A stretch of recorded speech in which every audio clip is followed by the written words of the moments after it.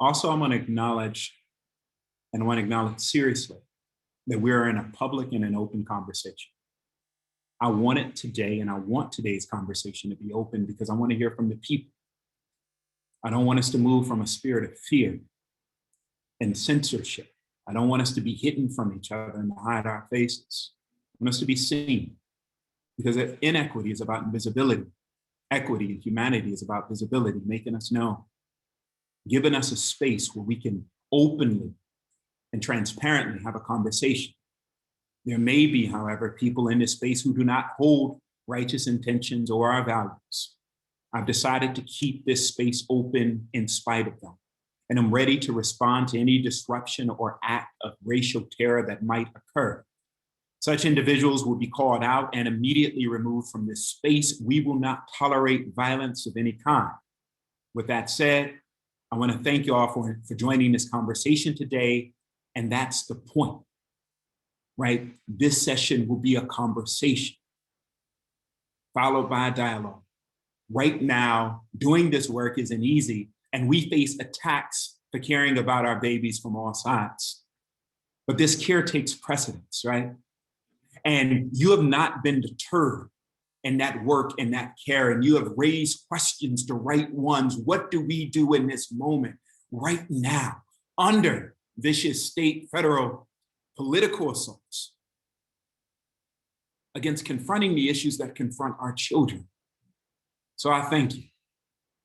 And I celebrate you for your sense of the need for a conversation about critical race theory, your questions, and for your concerns. I know that you are not interested in my waxing philosophical, but you remain committed to producing the possibilities and the fruits of justice in our students' lives, and I join you in this commitment. I also want to thank each of you, no matter where you are from, because without you, there would be no event. So thank you for all that you do and will do for advancing justice in education, but more importantly, for what you do for our children. You are not only the change, you are our hope.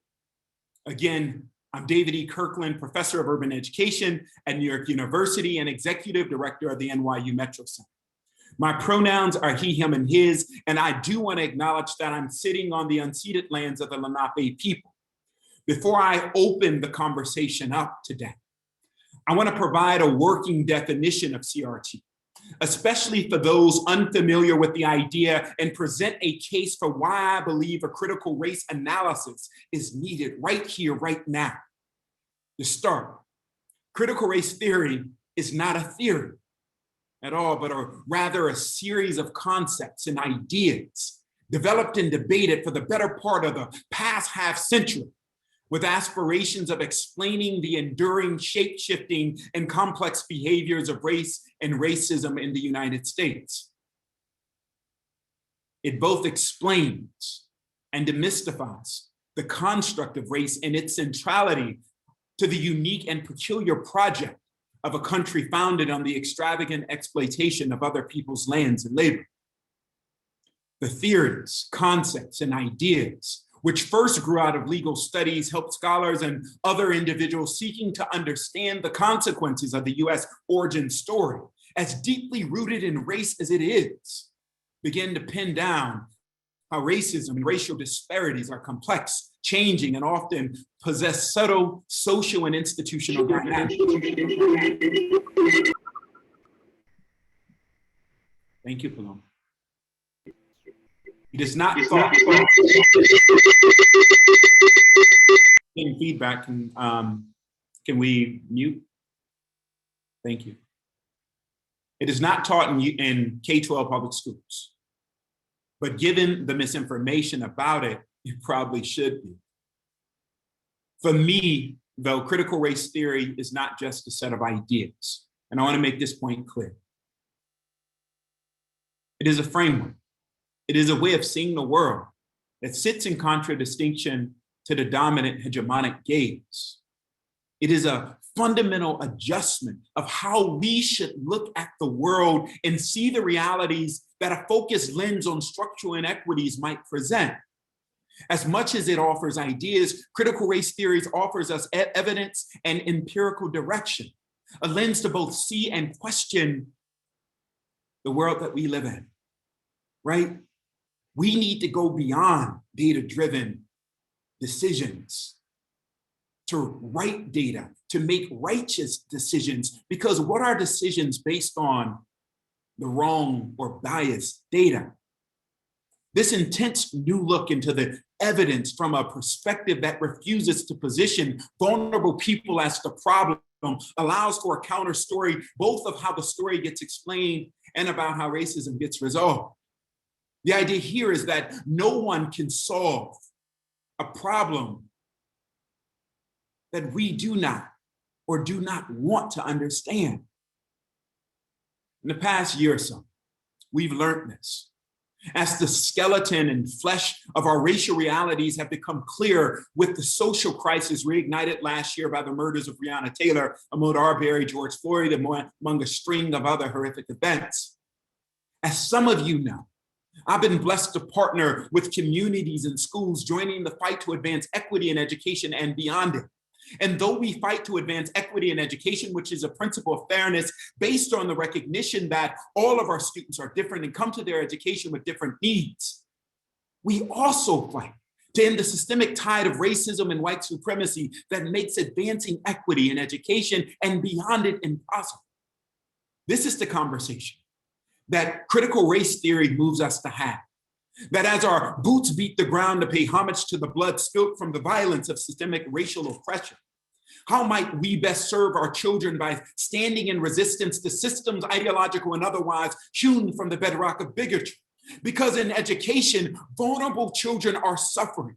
Inequity is a condition of their lives. Structural racism is real, and it intersects with other social realities, as CRT has taught us, such as gender and language bias, housing instability and food insecurities, age inability hierarchies, economic oppression, even though this moment is showing us what we perhaps already knew, that our present understandings of oppression, of race, of teaching and learning are not currently designed to favor the dispossessed or the maligned, that even before we were forced to stare at the digital divide, finally understanding that the material possession of technology isn't evenly distributed across our country, before we acknowledge that some kids would struggle, economically less advantaged kids, Black and brown and indigenous kids, multilingual learner kids, kids with IEPs and 504 plans. In this moment of Black Lives Matter, COVID-19 and against screams of I can't breathe, CRT teaches us that a new world is indeed possible. That it is true that various narratives of disparity shape how we understand the outcome data as it pertains to human development. This is why we march. This is why we are here. This is why so many of us in education have joined countless others in the streets last summer. Because our poor, our Black, brown, and indigenous babies are disproportionately suspended, placed into special education more, graduate at lower rates, perform less well on standardized tests, etc. It's true that these disparities increase at intersections of linguistic difference, ability difference, and gender difference, and at the apex of other vulnerabilities, as I've said. But CRT teaches us that it would be a mistake to think what's happening in the streets across our country has nothing to do with us.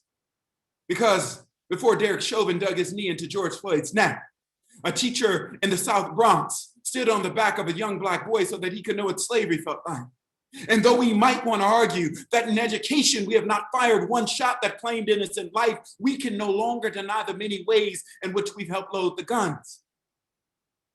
Critical race theory allows us to see how we are in the midst of multiple pandemics, and I'm not talking about COVID. I'm talking about the ways in which we take as normal the ideas that structural needs bearing upon the necks of our children, vulnerable young people who find themselves at the bottom of every desirable statistical category we collect, and at the top of every least desirable one, is not about us.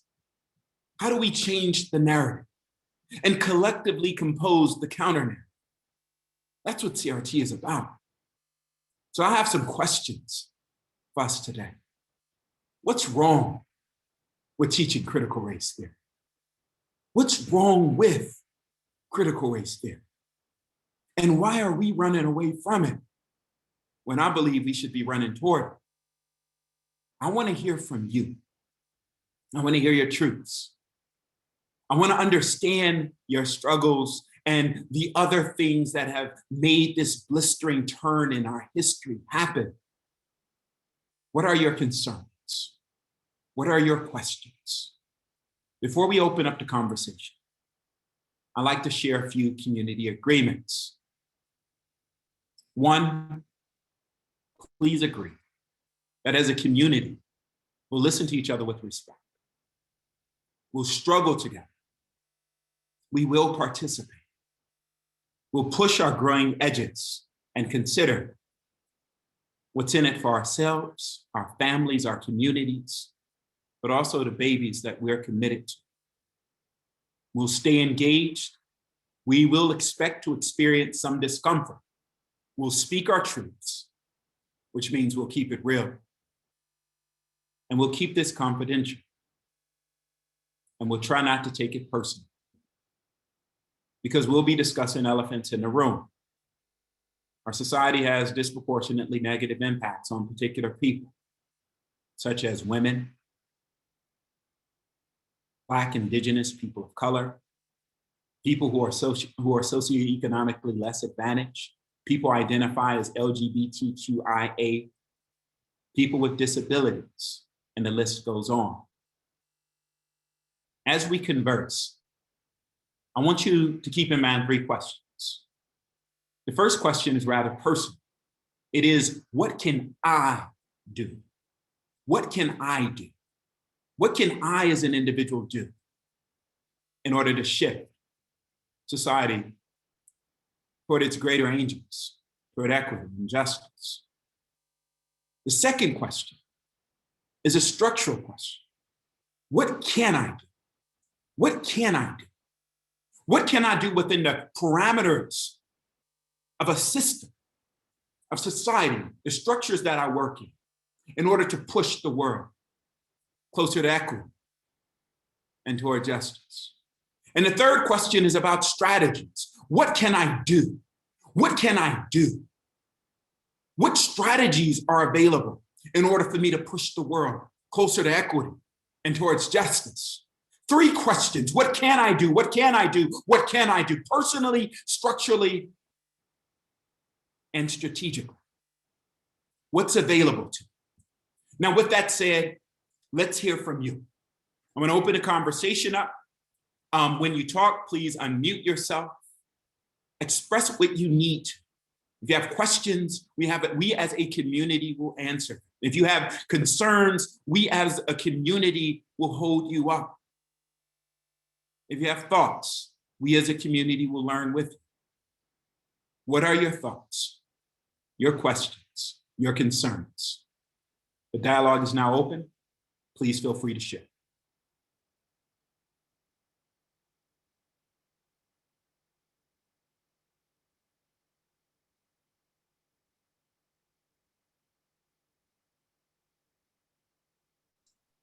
Ron Sadoff here. I'm professor in music and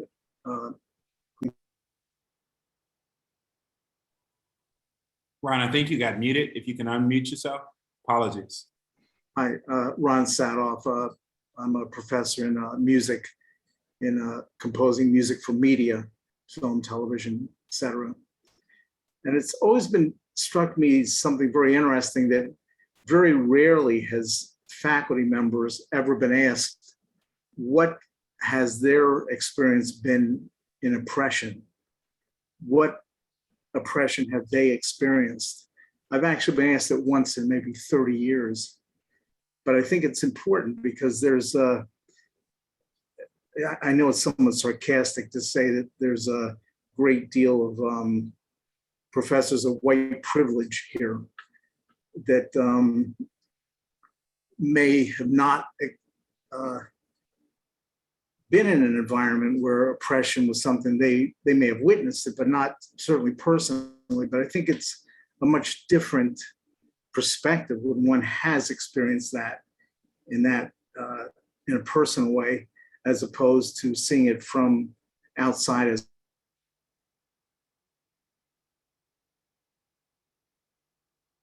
Ron, I think you just froze up on us. I would love to see some sort of initiative where that's addressed. Mhm. So Ron, can you say that one last time? You froze up on us toward the end of your comment. Oh, I'm sorry. I said it would be great to see some sort of initiative where faculty are kind of queried, asked to tell their narratives of oppression that they may have experienced in their lifetime, and how that's contributes to it, thwarting it now. I love that. I love that, Ron. And within critical race theory, there's this concept called counter narrative. And it is the idea that we need to begin to tell other stories. There's an African proverb that says, until the lion learns to write history, the story of the jungle will forever glorify its hunter. That we need to tell the other stories. And I agree with you completely, Ron, that we need to tell the other stories, that we need to come alive and articulate that oppression happens, that it is a condition, of our lives. It is designed, it's a feature baked into all of our institutions. And the only way that we overcome it is by kind of coming out. And I love this idea of coming out. But the question I have, Ron, is, how do we create spaces where people feel safe to share those stories? Where, we don't play a game of, oppression Olympics, or a game of, big voices covering up the oppressions, especially privileged voices who have experienced oppression, covering up the oppressions and the realities of other individuals. I do think that there is a space to collectively share, but I do believe the question is a question about how, and on what terms, and who actually gets to benefit from that sharing. How can we create a space to share where we all, in so many ways get the benefit, and we can push society forward. Thank you for sharing, Ron. Open conversation. What are your concerns? What are your questions? Why are we afraid of critical race theory? Or why should we defend it? I have a question. Yes. Hi, my name is Gabrielle Schulman. I am a teacher. I teach middle school and high school visual art. I work for the DOE. And I'm a little nervous about the question that I'm about to ask, not because of any retaliation or thoughts from the room, but just that as questions come up, they're pivotal, they're pivotal questions. So I've been keeping an archive of my own in order to kind of like reorganize and redefine the way that some historical markers are in place. And I don't know that anybody here would have this question, but I think that have had this question or have the answer, but I think it's an important question to ask so that we don't continue to misunderstand information, right? Or that there's misinformation out there. So here it is. Texas is the state that is recognized for Juneteenth becoming a holiday. But it took 2.5 years, according to the information that I have, for the proclamation to have been read in that state.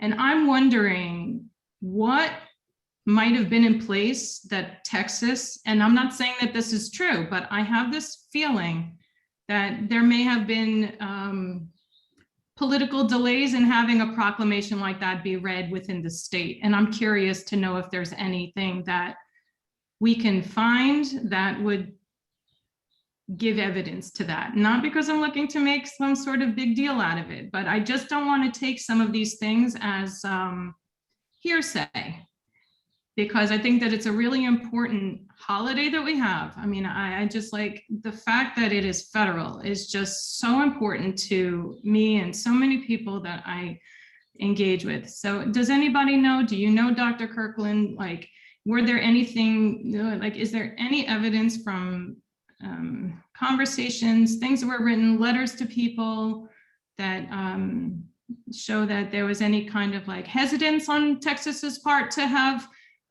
something from federal come in? Shana, you're just sharing. So I'm sure that there are a lot of people, on this in this community who can help, right, and who can give some information.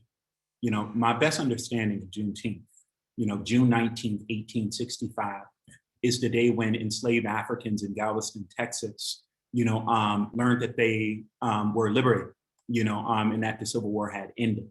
It marked a day in Texas that people, for a long time celebrated, as a kind of Independence Day, for Black people. But we have to recognize that on June 19th, those people who learned of their emancipation went from, being enslaved to being impoverished.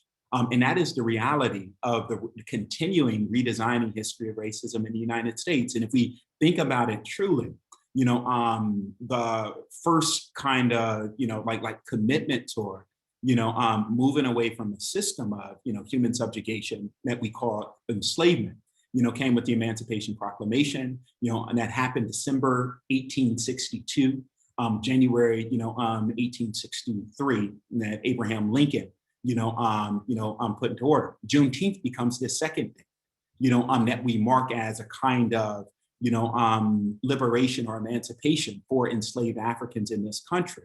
But we have to look all the way to December 13th, 1865, to the ratification of the 13th Amendment, where you have a national constitution that recognizes, the abolition of slavery.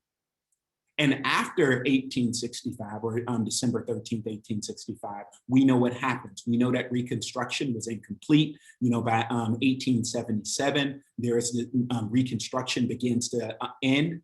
And we move into this moment, this long era of Jim Crow. Michelle Alexander writes about the new Jim Crow with the argument that systems of racial oppression, racial violence, and racism within the context of the United States have constantly redesigned themselves. So whatever dates and whatever kinds of history we have, we know that there's been an ongoing fight, for racial justice within this country, and that fight continues. And we see it across every institution in the United States. We see it in education when we look at disparities when it comes to, achievement as well as discipline. We see it in, university statistics when we see persistence to college. We see it in our incarceration rates, our jobless rates, our mortality rates, our health and hospital rates. We see it in every institution in this country. And if critical race theory is right, these types of disparities increase at intersections of other vulnerable social identities. And this is the beautiful thing about critical race theory to me, is that it helps us to explain, one, this narrative of racial disparity, of racial violence that has been perpetuated, throughout every institution in the United States. And we got people that are saying that structural racism isn't real, but when I look at the institutions, every institution in our country, it feels real to me. But I also see it at intersections. So when you put gender on top of race, on top of ability, on top of, other kinds of identities, the possibility for vulnerability increases. In critical race theory, the work of Kimberly Crenshaw and other powerful, feminist scholars working within the critical race theory tradition has offered us elegant insight in order to take up some of those questions.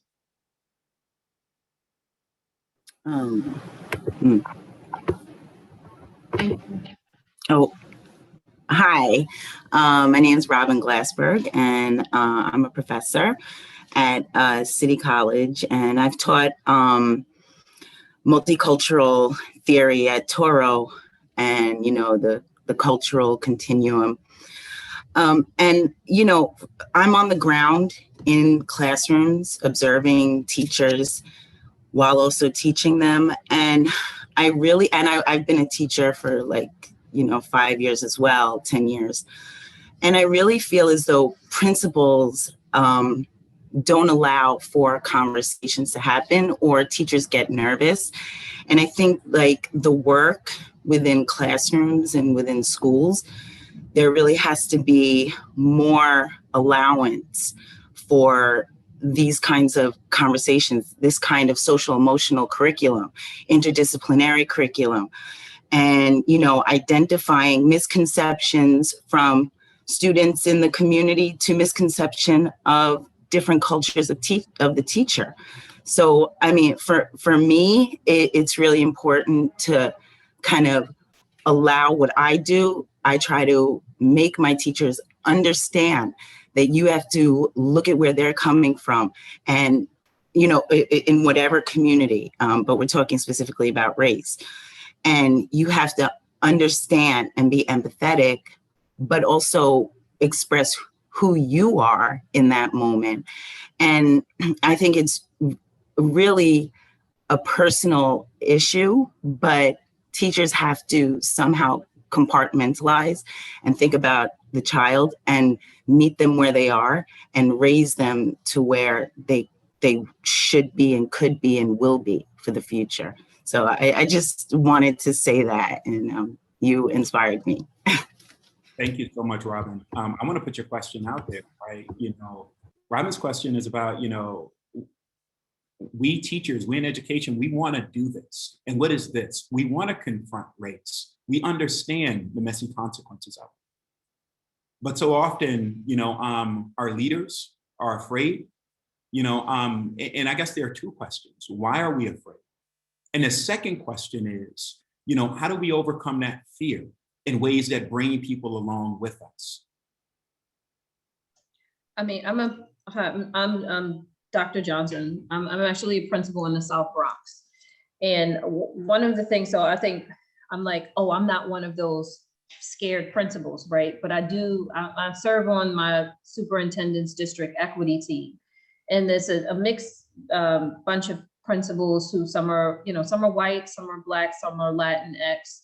And, in our groups, when we meet weekly, we talk about how to create equity goals and equity initiatives and racial justice in our districts. And then we'll have superintendent meetings where we're specifically getting PD from NYU's Metro Center, where white silence happens, right? And so I think one of the challenges that we've been meeting with, not directly in our school, in my school, I started 2 years ago, racial infinity groups. And it has completely shifted the mindset of the teachers that are here. We do know that in the beginning, we made it optional. It was like right after the George Floyd incident occurred. But then last year, it was a part of our professional development. So it was not optional for anyone to attend, because before it was after school. And then this past school year, we made it during the school year. So everyone was required to attend and be a part of these racial infinity groups. Some of the challenges that we faced with that was mostly from some of our Black staff members who they were tired of talking about race. But they've admitted their frustration was not that they didn't think that it was important, but they were uncomfortable having the conversations when their colleagues might have said something directly that was racist. And if you're building an anti-racist culture in the school, how do you address someone saying, well, these kids don't care, or, well, the parents don't care, or, trying to create systems of inequity within a classroom. So as a principal, I would say it's not that it's challenging for me personally. I do know some white principals have said that the reason why they don't speak up about race is because they fear saying something that someone is going to be offended by, and saying like, well, you just said the wrong thing, as opposed to taking a learning stance from the very beginning and saying, I know I'm white, this is who I am. But I do have questions about when I'm looking at a specific group of kids, if I'm looking at English language learners, or if I'm looking at darker skinned students who are always being referred for suspensions or special education services. There's just this fear among the white principals that I work with, based on what they have said, that they don't want to be wrong in front of their colleague. They don't want to say the wrong thing. And so they just silence. And I told them about I sort of warned about the danger of silence and feeling as a Black woman, being complicit, and that you agree with the things that are happening. When there's incidents that happen, I think the most was Breonna Ma'Khia Bryant. I said, tomorrow we're having a community circle. We're bringing all of the kids and the teachers together, and we're going to talk about what happened to this young lady yesterday. And when we asked about what is everyone's response to what is happening in the world, a lot of the white principals were like, well, We already have a plan. We have to meet and we have to do these things. And I'm like, a part of that is white fragility. It's like, I have to have it organized. It's going to disrupt my life. It's going to disrupt my programming and my instruction. It's like, you know, if you know a Black person is getting killed tomorrow, we're talking about it. You can't plan for that. And I think some of that is there. You know, it's a concern about how do you bring those things to the forefront, because there is no formal training for us. There's none for teachers as well.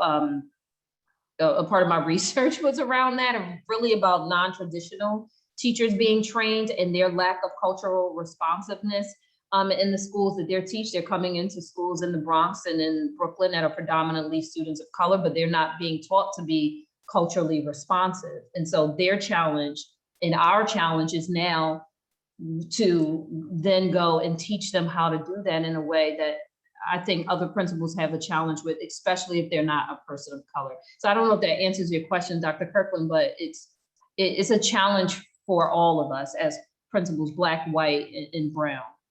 So Dr. Johnson, you're dropping jewels. And I think that everything you said is beautiful and correct. I got a couple questions because of it, right? You know, one question is, you know, it sounds like our students get a courageous teacher as a matter of chance, not necessarily as something that is designed in the training of our, you know, of our leaders. And what does that mean for our babies? That, you know, cowardice, you know, becomes complicit, you know, in the factors that lead to their demise. So that's one question I want to bracket. The other thing that you raise is this question of white fragility. You know, how can we confront white fragility when we have legislation that penalizes us, you know, from talking about it? I don't know if you all have read in Texas, we got teachers who are being sued by millions, up to $5 million, fined $5 million if they talk about race within classrooms. And much of these pieces of legislation that I've seen come out is about defunding schools, particularly defunding the schools that need the resources the most. In Michigan, there's a 5% penalty on any school that confronts the question of race and racism within school. In West Virginia, I think the number goes up to 25%, you know, of a tax if you decide to deal with race and racism. You know, Florida has wrote to textbook publishers, if they write anything other than, you know, what Florida wants them to write, they won't purchase that curriculum. What do we do when white fragility holds so much power and so much sway in order to silence so many people? And that's an open question.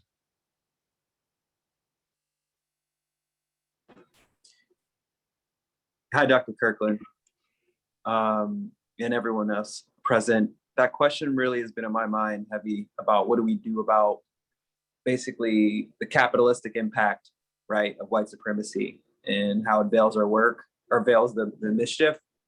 And the way I think about that a lot is like coming from a family of Black folks who built their own world, essentially, like maybe being brave isn't augmenting and changing our environment, but building our own. And I ask you about questions around, frankly, like, you know, we live in a capitalist society, right? Money-based society. What is the role of the that's my answer. It's like building our own. But the question that comes stacked on top of that for me is, what are the tools we have as educators and organizers, and not venture capitalists, not business managers, not people with 7, 8, 10 figure portfolios? How do we bring those people to the table? How do we bring those people from their perspective to see the value of building something better and building something new with us that centers this work? That's where I land, because my answer is always, we just need to build it ourselves. That's where I go. I was like, oh, just build it myself. Like, that's how I've always been. But I'm like, what we're trying to build here has to serve, you know, 100 million students, not just Black and brown and Latinx and indigenous students, but also a plurality of Caucasian and white performing students, right? So, or maybe it doesn't, but my thought is always that question next, like build it. And then it goes, well, how do we build it? Where do we get those resources? How do we bring the resource holders to the table? Right. Any other thoughts? And thank you so much for that, Ron. I mean, Robert, excuse me. Thank you so much for that. Hi, good afternoon. Good afternoon. Please forgive me. I don't have my camera on because I'm not feeling too well, but I wanted to just jump in a little bit, especially as someone who originally being an educator in Chicago and have been living in South Florida for about 6 years. So a lot of times when we start having these conversations, it's like all eyes look over my way, like what is going on in your state? However, I had an opportunity as a independent contractor to sit at a table that was not diverse at all.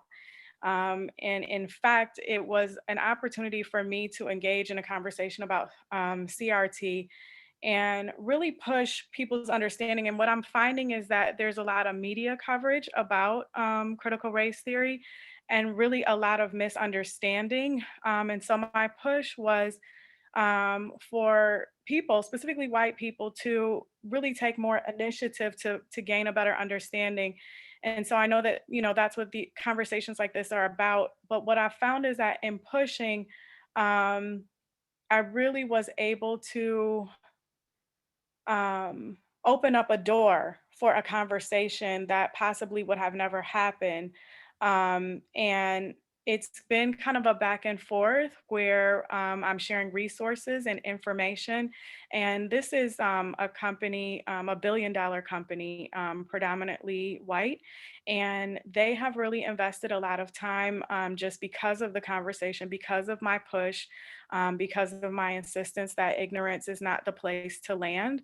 And it's been really eye-opening for myself, and just sometimes we get frustrated and just want to kind of do our own thing, which I'm all about that as well. But I think that there is a place to be able to sometimes push even outside of education, because those are people who have their children in schools. Those are people who sit on boards, and we kind of take for granted or maybe overlook the influence that community has on decisions that are being made. So that is someplace that I have I didn't intentionally set out to, but I could see the benefits because these are people that have great financial reach as well as community influence on local and national scale. I love that. Thank you so much, Alicia. I got a couple questions that are that's based on, you know, kind of like what Alicia said, right? You know, the first question has to do with this kind of gravity. You know, Dr. Johnson talked about white fragility. There's also this kind of thing around, you know, kind of white centrality. What does it mean when everything that we do centers only one group, right? In critical race theory, there's this critique. It's not a strategy. I want to put that out, called interest convergence. That when things happen to benefit, you know, Black, Indigenous, people of color, they usually happen only when they also benefit, you know, whites. In a sense, you know, there is this kind of baked in dependency within our systems. If you want a good education system, you know, that system has to correspond not with your needs, but the needs of someone else. What does it mean? And I've been you know, like in a center of some of the racial justice fights here in New York City, in Detroit, Michigan, and Chicago, across the country, right?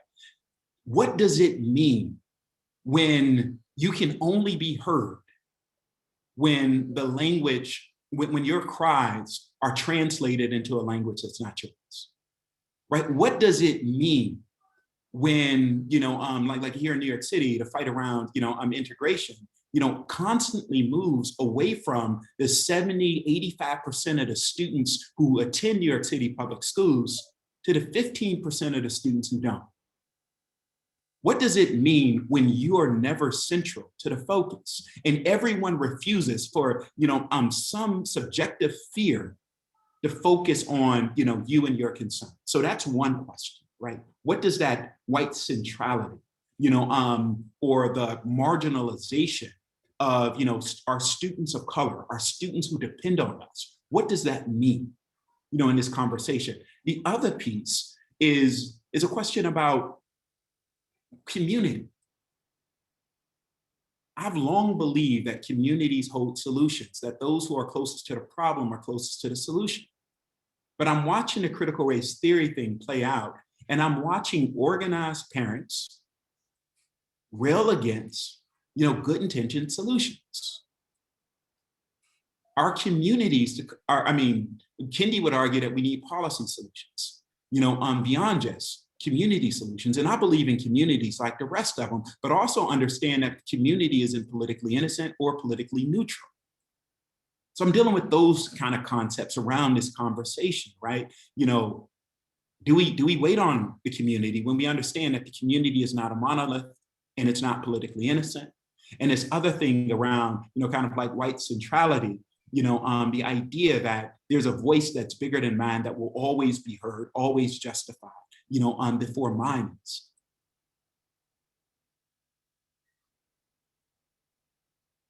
Hi, David. How are you? How you doing, Peter? Okay. I think building coalitions is very important.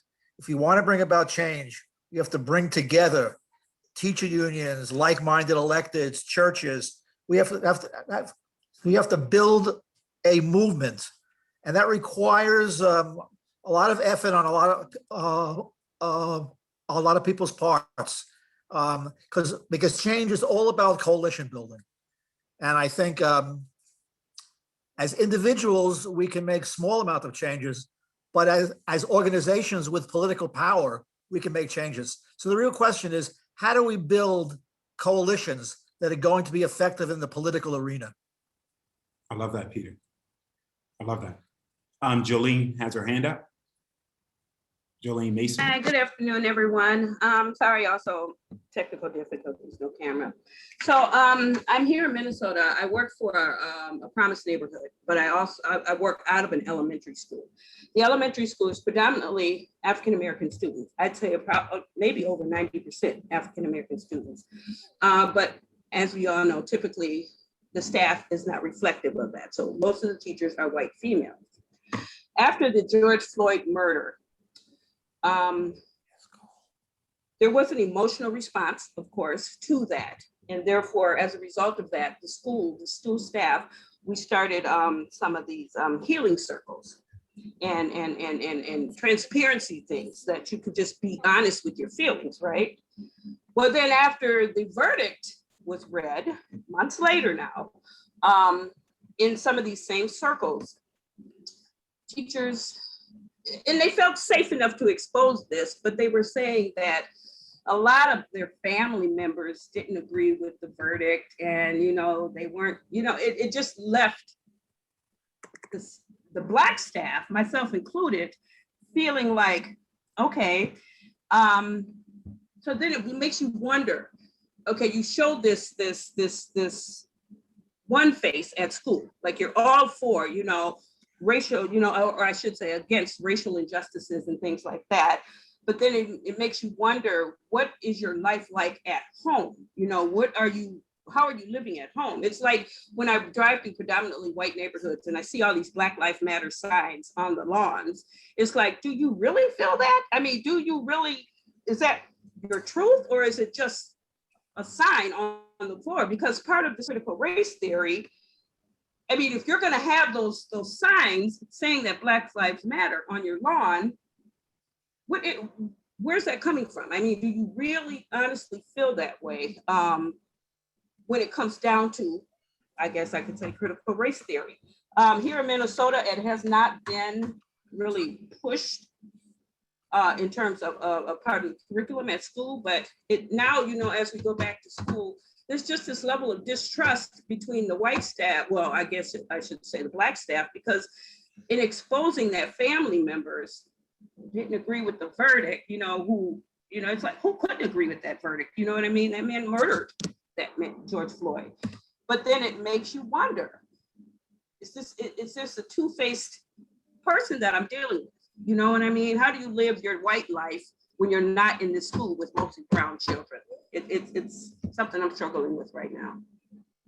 And thank you for that, Jolene. I think the other part of the conversation is, kind of like dealing with those wounds. What does it mean to occupy a country or even a space, a classroom, when trust exactly. is, and part of what we have to do, we have to put that on the table. We got to put the right questions on the table so we can get to the right answers. We have to put that on the table. And there are valid reasons for that distrust, right? And there are valid reasons for us to have the conversation so we can get to a place, where our babies can be okay in spite of, the things that have happened or because of the things that will happen that we can actually curate.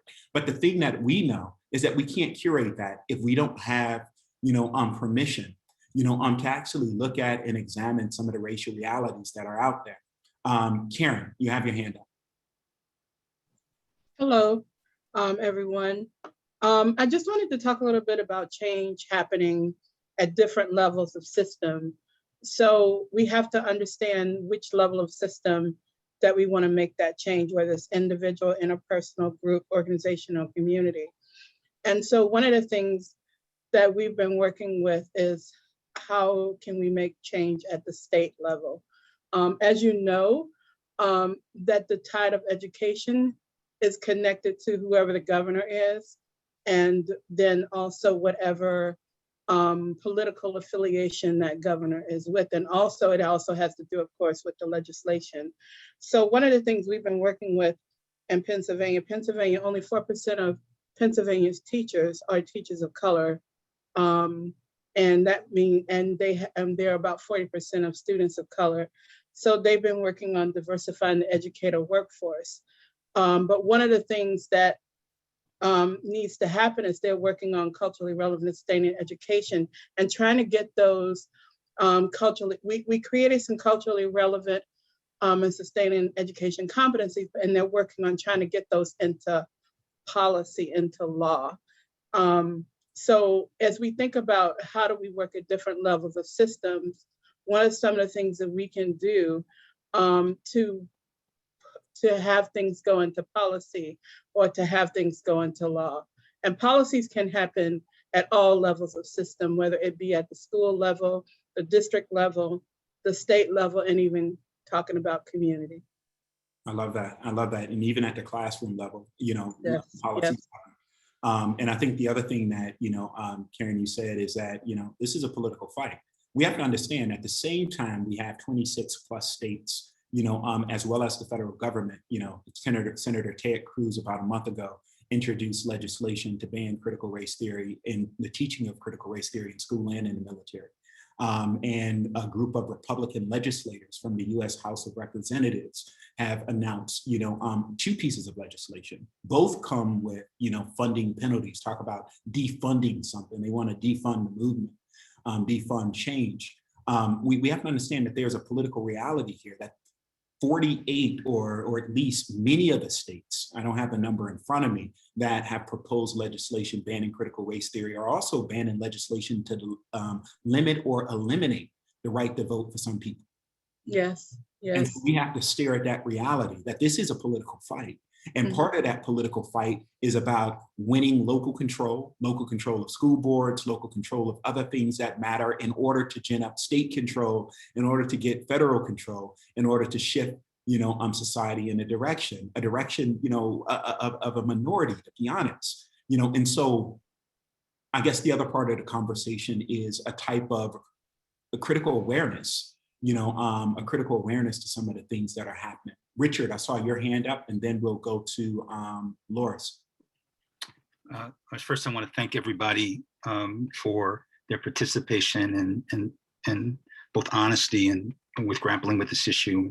Thank my colleague, Dr. Kirkland, for setting this up. My name is Richard Gray. I'm Deputy Executive Director at the Metro Center. And I'm actually going to be giving a keynote to the Oregon State Association of School Administrators tomorrow on this particular issue.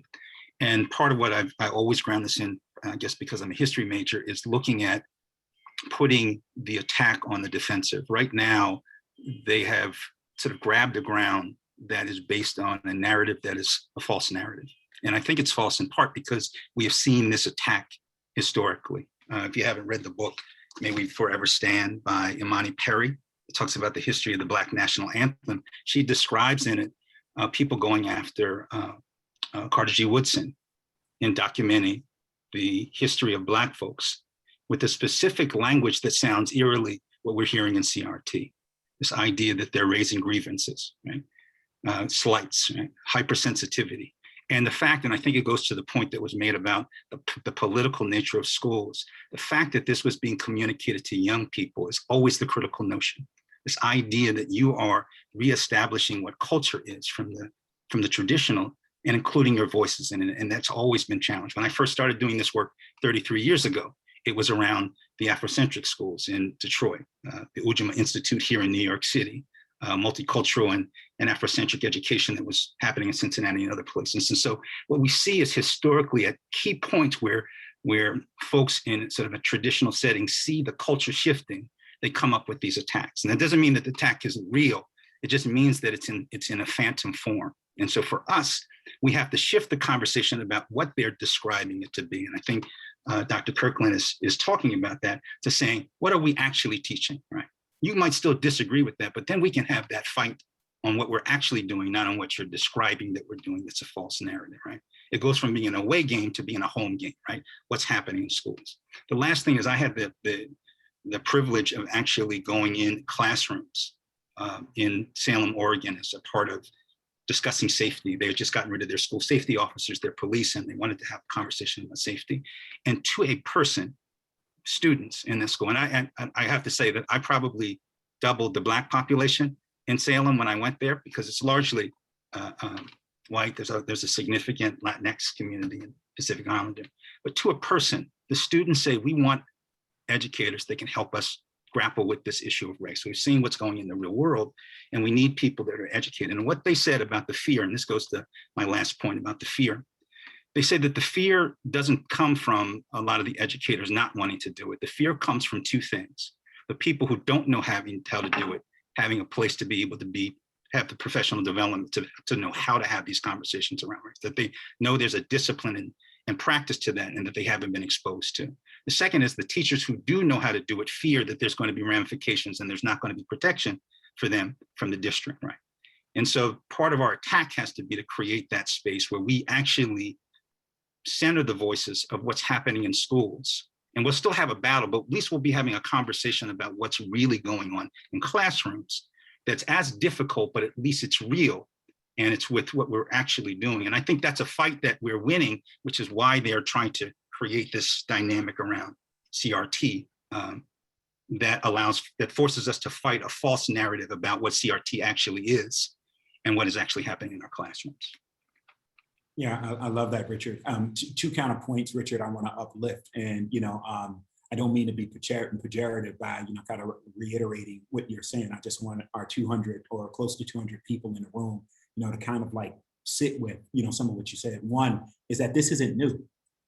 Like we had the same conversation when it came to ethnic studies and the banning of ethnic studies. The same when it came to the banning of bilingual education in places like California and other places. We still have English only laws, or something that's proximate to English only in about 36 states, right? That have been on the book since the 1980s. So this isn't new. We've seen it, in other kinds of struggles within, our schools. So the point that this isn't new is something that we have to sit with, that this is an old line of attack in order to hold back the kind of progress, that people have been pushing for. And in the past, we continued to press forward in spite of.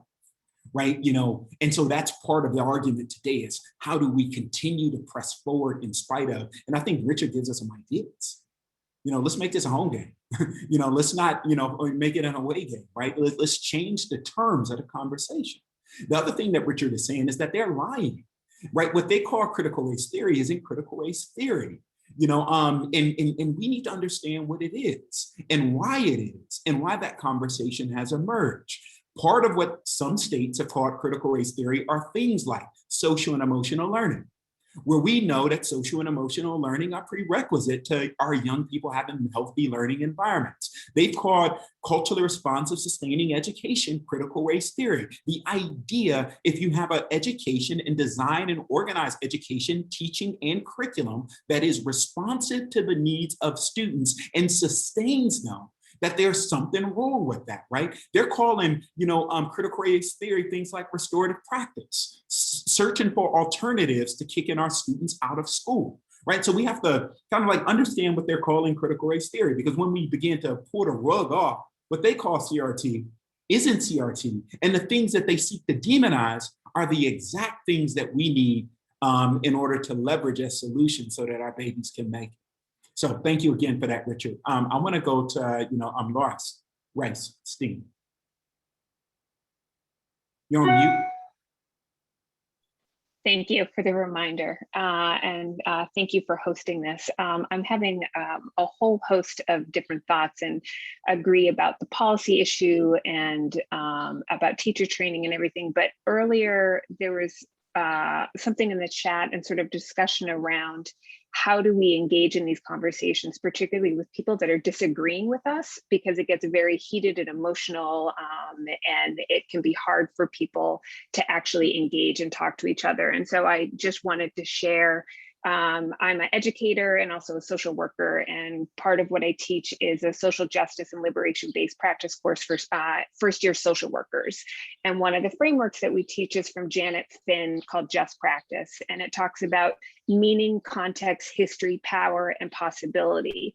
And I think it's such a powerful framework that everybody can use, not just social workers can use it in engaging in conversations in schools, or particularly I'm very passionate about family school partnerships of particularly when people are disagreeing, often people are bringing their own meaning to whatever it is that you're talking about. So having someone to support unpacking what meaning are you bringing to this situation, and then folding in the layers of how does context relate to that? How does history, both the personal history as well as the larger social and political history, and then where does power come into play in regards to like what's your role, as well as in regards to positionality. And then when you're bringing that all together, how then together can you co-create a different possibility than what's currently there.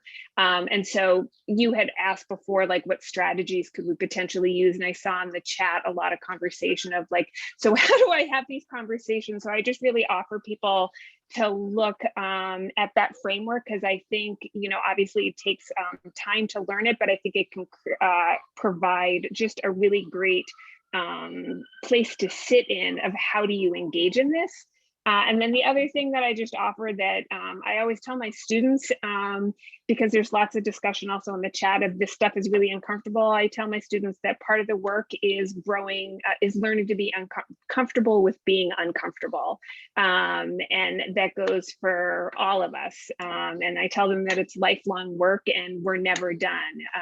And particularly as a white person, the moment I think I'm done is the moment I should get out of the business, because that means I'm going to do some harm to myself and others. And so as much as we can help each other, hold each other's humanity, I think we can get someplace. And admittedly, that's much easier for me to do when someone aligns with my way of thinking than when someone's coming from a completely opposite political perspective. So I know it's easier said than done, but just wanted to offer, again, the idea of meaning, context, power, positionality, and possibility, because I find it can be really helpful. Thank you so much, Loris. And can you share, on that framework, at least the title of the framework in the chat, please? Definitely. Access it. Thank you so much.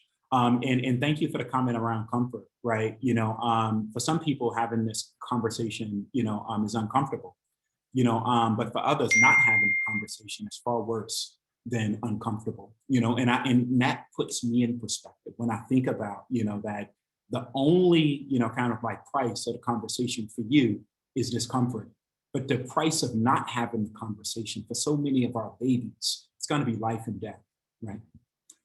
Ellie. Yeah, I'm a classroom teacher and a former department chair, and I have so many thoughts, but what I'm thinking of right now is trying to help the current chair as she develops talking points to support the English department as we go into our new school year and anticipate some attacks on the work we've been doing for years, which is to try to expand what we think of when we think of the English curriculum. And, so there's a little bit of a whiplash happening, because I feel it, I'm going to mix my metaphors, but I feel like I've been running this race for a really long time. And somebody came up and shoved me and said, "You're on the CRT track." And I'd never even heard the term before. And so now I've researched and I get it that everything I believe is aligned with CRT, but I've never walked into a classroom and said, now I'm going to teach critical race theory. So do we say, like in your introduction, Professor Kirkland, you said, it's not taught in K-12 schools. When we're challenged, do we just simply say, we actually don't teach critical race theory? And then move to the affirmation of what we do work towards, which is equity and justice and inclusivity, et cetera. It feels really destabilizing, Yeah, just two things, Ellie, to that question, and thank you for that question, because I think it's a question that a lot of people, in this community have, and that is this idea: what do we do, when we are confronted with that challenge? I think the first thing, and that grounds me, is to kind of like stand in courage. I don't think we necessarily have to run away from critical race theory. And one, I don't think when people challenge you about teaching critical race theory, that they're talking about critical race theory. They're not talking about critical race theory at all, and I don't think we need to demonize critical race theory, because I think that that's part of what people want to do. People want us to run away from critical race theory as if critical race theory has done something wrong. Hasn't done anything wrong. It would be like, having a friend, that you love, and, people begin to demonize that friend, and you go around saying that that's not my friend. I don't like, or having a person who's not done anything wrong, but people demonize that person. And then you say, I don't know that person, or that person isn't, part of who I am. These are my friends over here, right? It leaves out the possibility, or reinforces this idea that something may be wrong, with this other thing. There's nothing wrong with critical race theory. There's nothing wrong with looking at, the ways that racial inequity, have been systematic within our society and structured across a variety of things. There's nothing wrong with pondering the difficult question of race as it pertains to, our advancement, as well as, the kind of maintenance of oppression that we currently sit in. There's nothing wrong with that, right? So that's the first thing I would say. Let's be courageous. Let's just be courageous. And I want to give everybody permission. It's okay, to, stand in your courage. It's okay to stand in your courage. The question is, how do you stand in your courage? We can't be arrogant in this moment. And I think the critical race moment has exposed us in our arrogance. We believed that, we could be lazy, that we could cut corners, that we, didn't have to define terms, that we didn't have to initiate conversations, that we didn't have to reach across aisles, that we didn't have to, do all the work that is important to do when you're fighting for racial justice. And now we know we can't do that we have work to do, and that we always we have to remain conscious in doing that work. We have to, so if a parent or a community member has a question, we need to have done the work in order to answer that question in a way that is satisfactory and that will de-escalate and disarm those individuals and bring those individuals to a place of stasis on behalf of our young people. And I think that that's an important kind of, strategic awareness that we have to summon, right? I think the other thing is that we have to understand why we're fighting. Why are we struggling? And when you look at little Dante or Shaniqua, and you know who they are, it's not easy to abandon this fight. And if you do, their imprint, the imprint that's in your memory, right? It deals with you. You become convicted. There's a reason that we're fighting. We've seen the little babies who go to our school suffer violence and suffer terror. We've seen what happens to the young man who could graduate but does not graduate because school wasn't designed for him. We've seen what happens. That's why we're in it. That's why we're struggling. And let that face be our constant reminder of why we do this and why the questions that we're raising are essential. Because this isn't about being right. It's about getting it right. And we want to get it right for the babies. Barry. Hi, I'm Barry Cohen. I'm co-director of the Mindful Education Lab. Our mission basically is to bring mindfulness and meditation to mostly inner city kids who are under stress see if we can reduce some of the stress of racism before we can eliminate racism. But my question here is to be as courageous as you were asking me to be in terms of what is my concern about critical race theory. So I want to share my screen for a second to raise this question here. I was looking at this document here on the white dominant culture and looking through some of these things. For instance, I get to individualism, for instance. And, as someone who's, promoting meditation and all that, I'm actually in agreement with all these points about what's wrong with our society and why, and how being more socialistic and collectivist would be beneficial. But my problem here is tying this to white supremacy. I think it adds baggage that causes extra backlash against CRT when you imply that we have to get rid of capitalism and individualism and perfectionism, which is really just OCD, which is just, kind of pathology, but to, to tie it in with, making it sound like the only way to get rid of racism and have equity is to change our society completely, get rid of all capitalism, I know that sounds extreme, but this is what it looks like to a lot of the people who are creating the backlash. And that's why I'm bringing this up for discussion. Barry, thank you, Juan, for the courage, to kind of like stand out. Because I think the other thing that's important for us to have is this kind of frank conversation, and really understand, some of the fears. You got some people who are afraid that critical race theory is about indoctrination. Education should never be about indoctrination. It should be about, play and pleasure and creativity and curiosity and healing. It should be about affirming the ability to think in, the most expressive and creative ways, right?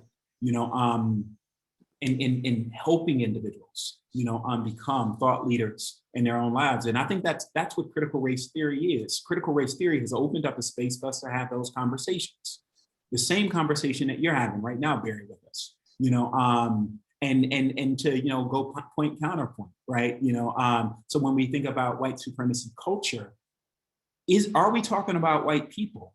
Or are we talking about systems that benefit, people who have been coded or raised as white, or kind of dispositions and characteristics that, benefit some people and marginalize or disadvantage other people, right? And so that's the conversation that I think it's important to have. A lot of people think when we talk about critical race theory, that critical race theory is anti-white people.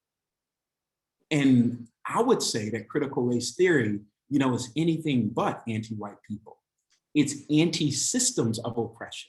It's anti-particular systems. And so I think if we keep the conversation at the level of systems and begin to think about what the critique of systems are and what the kind of solutions are, we can debate the points about what those systems can be and how they can be useful, to individuals, or how they have not been useful to individuals. So as I understand the white supremacy culture set of paradigms, we're talking about attributes that privilege some and marginalize others in order to engage a conversation about, one, recognizing that some of these things aren't politically innocent, that there are consequences to them. But two, are there alternatives? Or do we need a kind of pluralistic set of principles and realities that we can all move into so that oppression can be alleviated?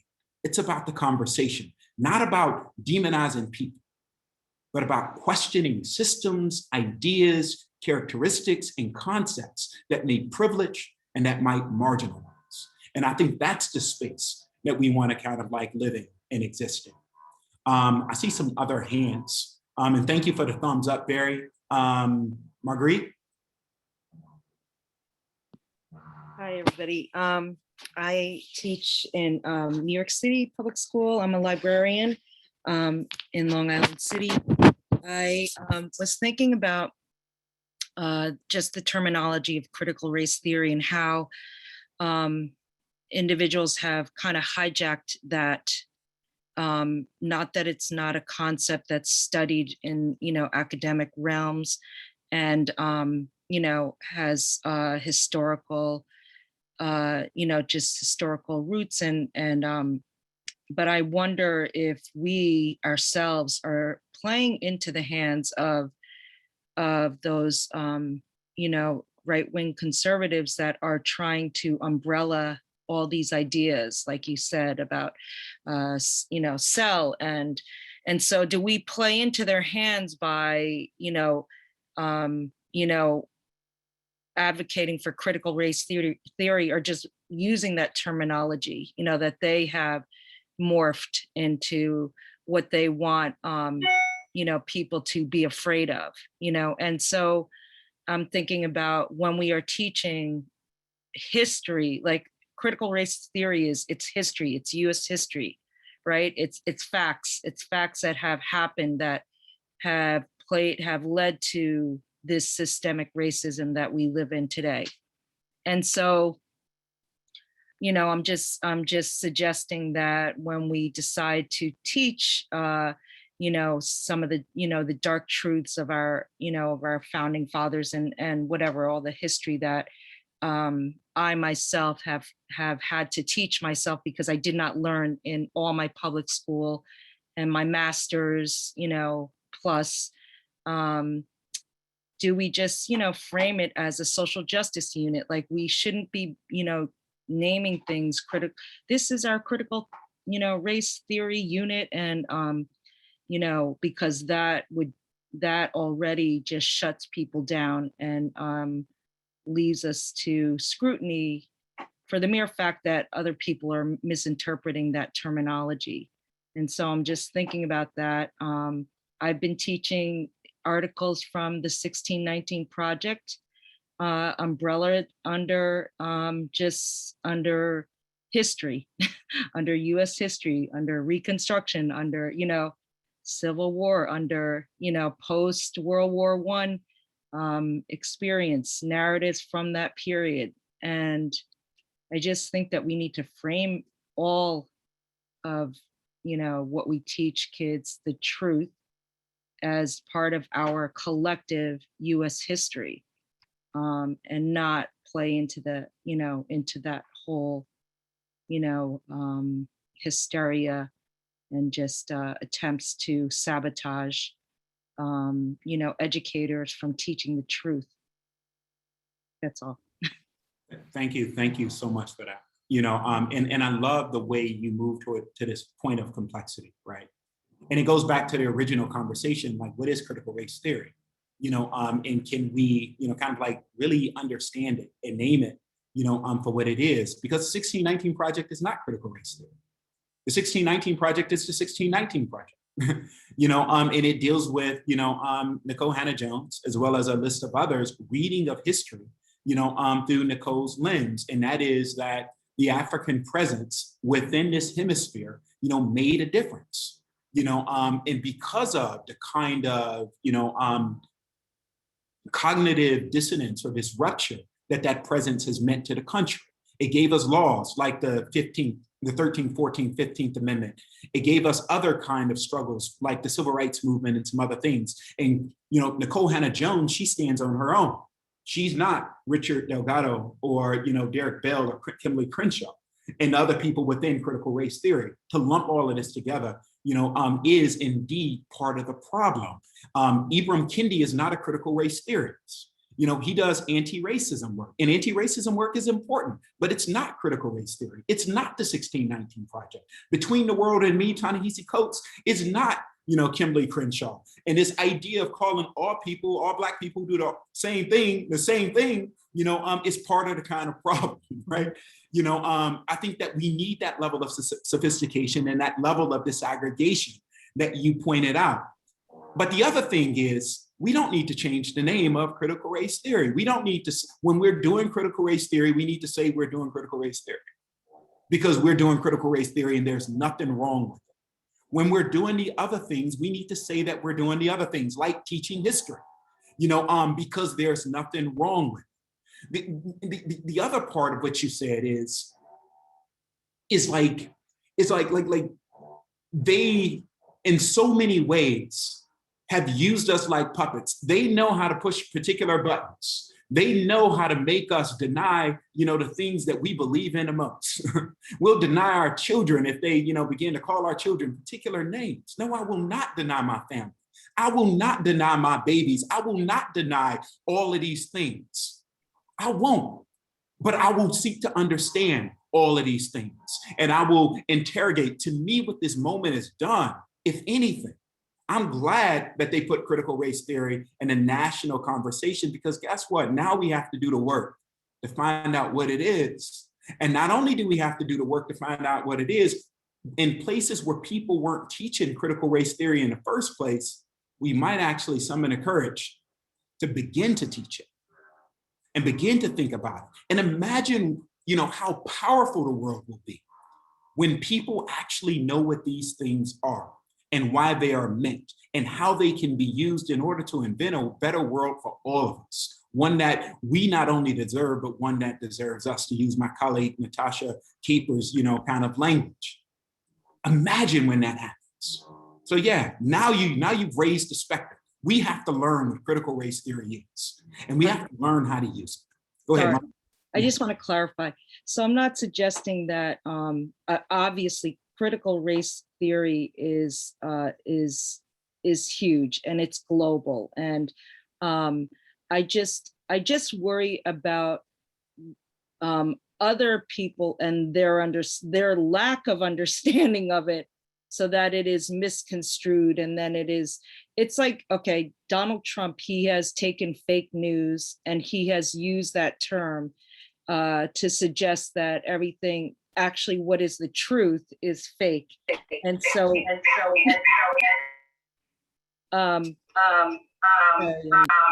echo back here. Anyway, and so then other people don't use it who should be calling, the people that, are purveyors of like his so-called facts, like they're not using it because he's hijacked it. Do you know what I'm saying? Like how language is so crazy in this country. And it is probably that critical race, and someone said in the chat, the word theory that like freaks people out, and it should be called critical race reality. But that people that are not in academic worlds or whatever, or just like that is intimidating language, just the fact that it has the word race in it. Because whenever you say racism or race, it just shuts people down because they are all this other baggage, particularly if they're white, whether they're, considered white supremacist or not, whatever, it just, pushes all these buttons. So I'm just, and yes, we should, I guess our work is to continue to redefine it, to like, we are defining it. No, it is not all those other things that you're saying it is. That's right. It's like not letting them define it in that way, because then it just gets this like evil, evil cloud over it. And then the people that buy into that, they're shut down. There's no opening that up. That's okay, right. So that's all I have to say. Sorry. No. Thank you so much for that. We're going to continue the conversation. We're going to have a second conversation. It seems like, because this conversation isn't over. Before I close us out, I want to go to Lydia. Lydia, please. Hi, good afternoon. I just had a quick thought. I know we're closing out, but I want to say that sometimes we can recognize that we have folks who will co-opt certain terminology, but that doesn't mean we can't call something what it is. And I think the uncomfortable part is that, you can look in a house and say the house is clean, but you got to get up under the rugs. You got to look in the closets and see what's going on. And I think that has been a large part of the problem here. I'm a researcher in special education, so this is where I see a lot of inequities really magnified at those intersections, and see how so many of our children have been treated. But school is not neutral ground. It is really in a historical, a social, an economic, a political context. And I think that's what we have to be aware of. So we have to have these really uncomfortable dialogues, because if we don't, we will continue to try and really mask something when it is that. We need to call it what it is, and we need to have those conversations in order to move forward. That's why I appreciate talks like this, so we can really speak across our disciplines and really voice out where we are, even though we may have a different lens. So thank you. Thank you so much for that, Lydia. I was going to say the same thing. Think about everything that's been stolen from us. Land has been stolen. Bodies have been stolen. Labor has been stolen. Language has been stolen. Hairstyles have been stolen. Culture has been stolen. And if we can, I mean, do we just continue to give away, those things that we possess that might get us free, right? Audre Lorde says that your silence will not save you. It will not save you. They will not determine, they will not define until the lion learns to write history, the story of the jungle will forever glorify its hunter. And I think Peter is right. We need a critical mass. We need to go together. Those of us who are in this. There's another African proverb. If you want to go fast, go alone. If you want to go far, go together. We have to go together. Let's define it together. Let's stand. Let's hold on to, this commitment, because our babies need a champion. Our babies need you. People are taking things away from them, left and right. And if we think that this is, isn't going to affect the majority of them, if we look at US public schools, as of 2015, the majority of students who go to our schools are non-white. The majority of students who go to our schools are poor, qualify for free or reduced lunch. They need us. They need us to design a system, not only that they deserve, again, to use Natasha Caper's terms, but a system that deserves them. And so we have to stand courageous in this work. We have to stand bold in this work and invite that conversation. Like I said, I'm glad we're talking about critical race theory. Thank you, for putting it in the national conversation. Now let's define it and let's do everything else that's necessary. I want to thank everybody for sharing today in the chat and, through your own voice. We're going to continue the conversation. So look out, for another link, because I don't think we're done. Next time, we're going to talk about some strategies. We're going to talk about what we actually do in order to change the narrative for our babies. Critical race theory is about counter-narrativizing. It's about changing the reality. It's about that alternative that Robert talked about. How do we carve out the other world that we can believe in, that we can deserve, right? The best way to predict the future is to invent it. How do we invent that new reality? Let's continue the conversation. Thank you all for being here. We will engage you. Thank you so much. Thank you, and thank you. Everybody, thank you. Thank you, David. Thank Thank you, you, David. Robert. This was wonderful. Thank you so much. Thank you. Glad to meet all y'all as well. Thank you for your thoughts. Thank you. Yes, thanks for joining. you. Thank you.